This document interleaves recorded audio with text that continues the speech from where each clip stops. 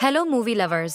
आज हम एक्सप्लेन करने वाले हैं एक ऐसे प्लेनेट की कहानी जहां सत्ता से लेकर परिवार तक सब कुछ महिलाओं के हाथ में है। ये महिलाओं की दुनिया है जहां आदमियों को गुलाम बनाकर रखा जाता है और इनका काम होता है पॉपुलेशन बढ़ाना और मजदूरी करना। कैसे एडम और जैक इस दुनिया में पहुंचे, इस प्लेनेट को किससे खतरा है, क्या है इस प्लेनेट की असली सच्चाई, आइए फटाफट से जानने की कोशिश करते हैं। दोस्तों, कहानी की शुरुआत होती है फ्यूचर के वर्ष 2802 से, जहां एक स्पेसशिप में दो एस्ट्रोनॉट सफर कर रहे थे। इनमें एक का नाम था एडम, वहीं दूसरा था जैक। इन दोनों को एक खास मकसद के लिए पृथ्वी से दूर दूसरे ग्रह पर भेजा रहा था, जिसका नाम था एंट्रेंस। इन्हें वहां इसलिए भेजा जा रहा था क्योंकि वहां इंसानों का रहना पॉसिबल था और जानकारी ये भी मिली थी कि उस ग्रह पर अभी भी इंसान रहते हैं। दरअसल ये लोग एंट्रेंस प्लेनेट पर इसलिए जा रहे थे ताकि वहां की औरतों को पृथ्वी पर ला सके और उनके साथ संबंध बनाकर पॉपुलेशन में इजाफा कर सके, क्योंकि पृथ्वी की जो औरतें थीं वो एक वायरस का शिकार हो गई थीं, जिससे उनका फैमिली को आगे बढ़ाना नामुमकिन था। यही वजह थी कि पृथ्वी की आबादी धीरे धीरे खत्म होती जा रही थी।